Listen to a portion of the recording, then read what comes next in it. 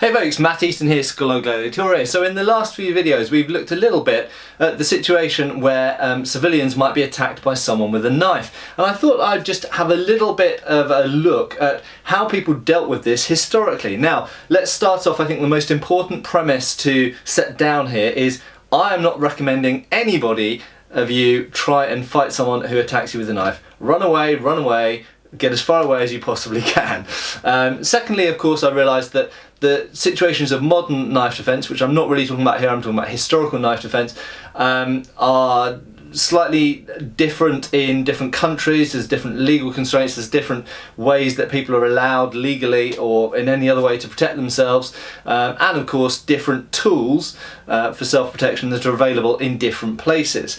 But let's start off with the medieval context. So how did people defend themselves from a dagger, for example, in the medieval period? Well, quite simply, with another dagger was very often the way. However, we do see a little bit more than that. We do in fact see swords. If we look at the medieval treatises, for example, you can see this in Fiori de Liberi, in Filippo Vardi, and elsewhere I believe as well, even in the rapier treatises, you can see swords used as a self-defense thing, so they're coming from a scabbarded position.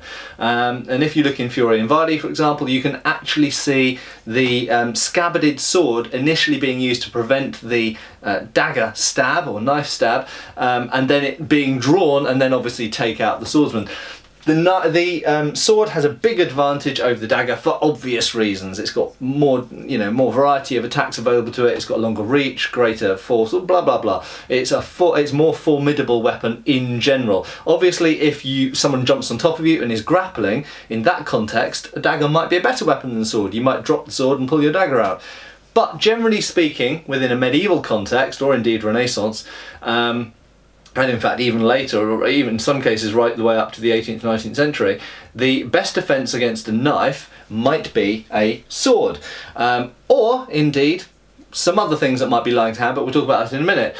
Or indeed another knife. So very commonly, of course, in civilian contexts, say in the 15th century or even in the 16th century, if someone's attacked by a knife, what they will hope to do, bearing in mind that most knife attacks won't be a kind of pull the knife out, stand in front of the person and go, haha, I'm going to attack you. Instead, they'll probably jump out of an alleyway, jump out from behind a door, whatever, and stab a person. So initially, that first moment might be just throwing whatever you possibly can up in the way to defend yourself, and then pull your dagger out if you're not dead by that point. Okay, so very often it will devolve into a knife fight, knife against knife. However, remember that lots of times, even if you've got a knife, initially you might have to protect yourself unarmed because you haven't had a chance to get your knife out yet. In later centuries, as I mentioned, it might be that someone, for example in the 18th century, early 18th century, when this small sword dates from, may just carry a small sword around, might walk around with a small sword. So if someone jumps out and tries to mug them with a knife or threatens them with a knife or something like this, they'll just pull the small sword out. However, not everybody walked around wearing small swords.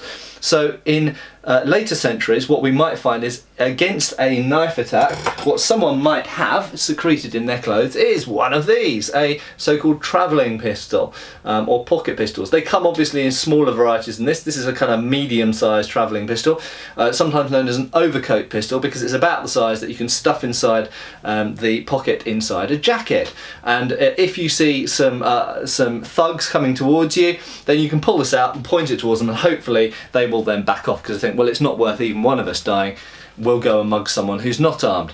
So this, a bit like a nuclear deterrent, oftentimes not necessarily used as a weapon to actually kill people, but as a deterrent, very, very potent. Because obviously at close range, if you cock this thing and point it at someone, I won't point it at the camera, I know some people don't like that, I'll point it away. If you point this at someone, they're just going to back off. They think, okay, it's not worth it, okay?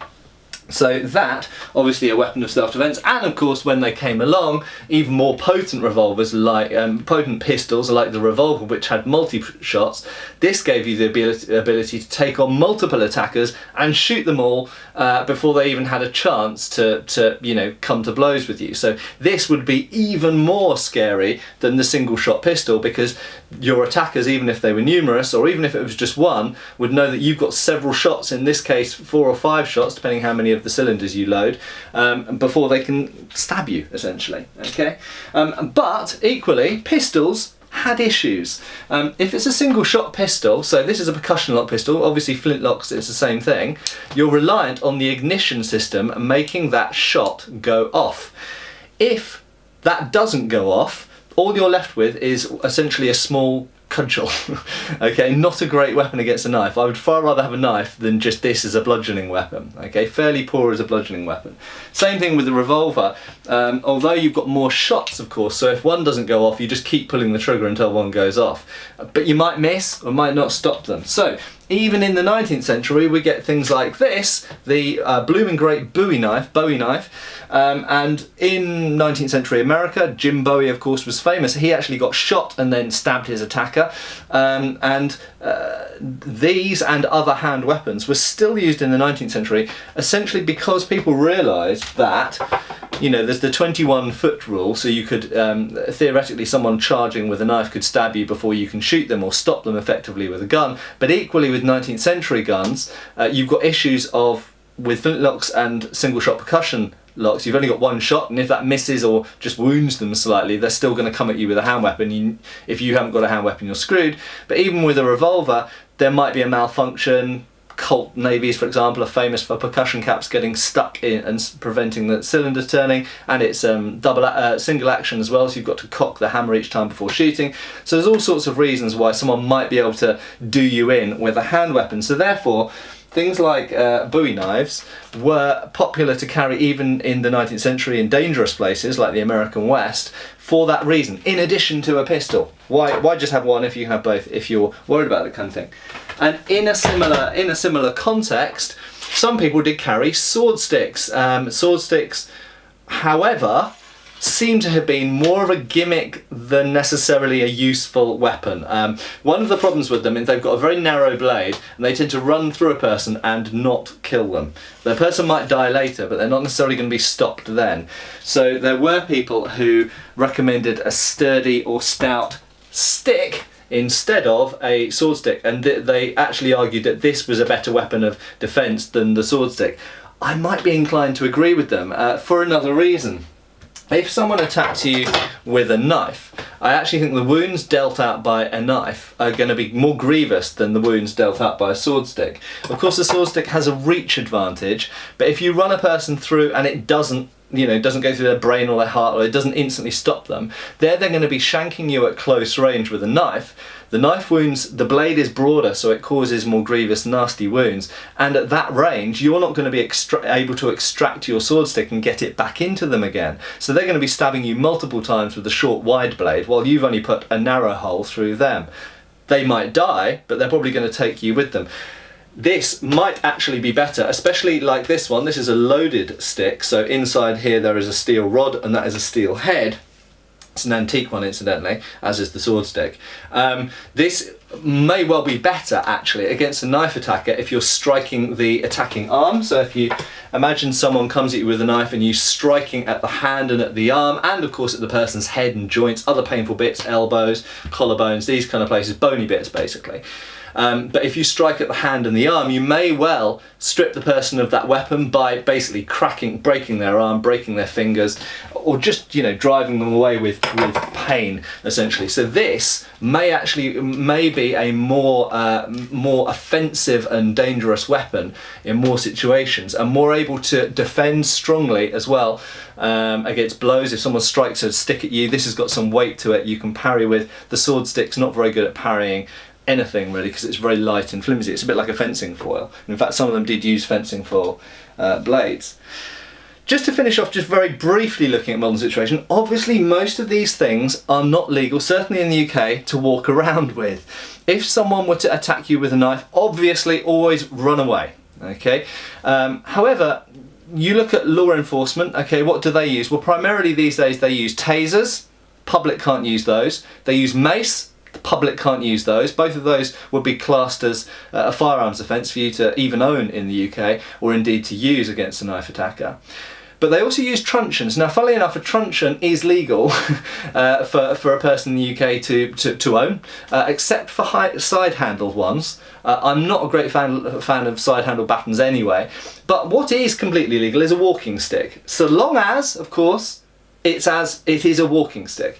I'm not going to give any legal advice. I want to make it absolutely clear here. I am not qualified. I'm not a lawyer. I'm not qualified to give any kind of legal advice or representation or even cite the law in any kind of way in this or any of my videos. And many people ask me to talk about UK weapons laws, and I don't for that very reason, because I don't want someone to turn around and go, oh, well, Matt Easton said blah, blah, blah, and this person did that, and so I don't want to be held to blame for anything.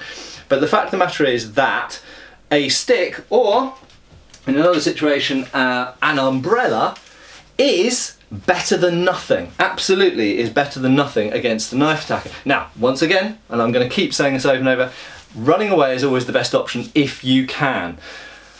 However, it is an absolutely valid point to say sometimes people can't run away. There are many reasons why someone can't run away. They might not be physically able to run away. They might not be fit enough. They might be, they might have some kind of disability. They might be in an enclosed space where there's nowhere to run to, all of this kind of stuff. But I would say if you can't run away and you have to defend yourself, anything that you can grab, be it a bottle, an ashtray, chair, bicycle, another person, I was going to say, don't use another person, but any kind of object. And another one, even if you have a jacket or a top of some kind, boom, okay, wrap it around here, wrap it around your arm.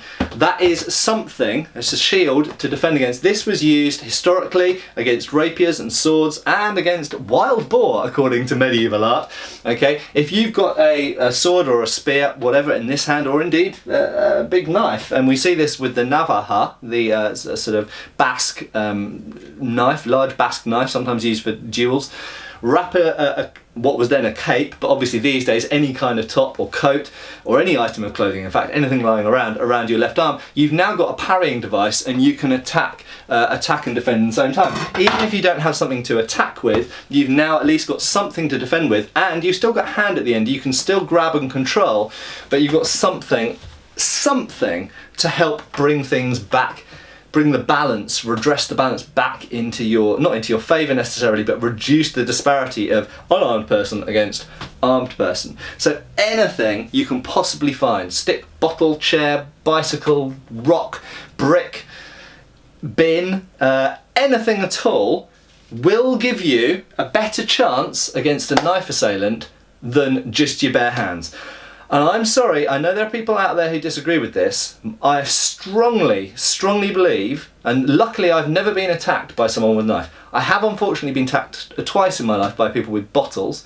Happens if you go out in central London enough, into Soho late at night, occasionally you get a drunken person who decides to be an arsehole. And I've been very lucky. But I've never been attacked by anyone with a knife, thank you. But from years and years of training dagger defence and doing knife sparring in class, I am absolutely convinced it doesn't matter how good of a martial artist you are, if someone pulls a knife on you and you're just relying on punching and kicks, your things are not going to end well for you 9.5 times out of 10. Okay, so if you can get some kind of object to even the balance somehow, that's a good thing. And also, I strongly believe, and again I know some people disagree with this, that trying to control that weapon or that person's ability to use that weapon is incredibly important. So yes, striking, if you could grab a stick or a truncheon and strike the person's weapon hand and arm, that's fine. However, if you don't have anything to strike with, if you've only got your hands and kicks, all you're going to do by striking at the weapon or the person's weapon arm or the person is hold them at bay for a bit. You can hold them at bay a bit, and maybe if you're lucky and they're not a very committed attacker, they might decide, screw this, I'm going home. That might work. However, ultimately, if they're determined to stick that knife in you, the only way you're going to prevent it is by controlling that knife, okay? By removing their ability for them to stick it in you at all, or more than once or twice, okay? Which means at some point grabbing the knife or grabbing them and detaining them. So grappling, essentially. So there we go, folks. Looking across history, people, generally speaking, in whether it's the medieval period or the Renaissance or the 18th or 19th centuries, didn't trust to their own martial capabilities to fight against knife attackers. No, instead they carried weapons for themselves. They carried, they carried revolvers or daggers or sticks or sword sticks or things like this. In the modern world, in most countries, we can't do that. Okay, you can't legally do that anyway. But I would say, if you look to history, having an object is gonna help a bit, whether it's an umbrella or a small stick or whatever. Okay, but keep it legal and don't use me as any kind of legal defense or reference. Cheers, folks. Thank you for watching. Please subscribe, follow us on Facebook.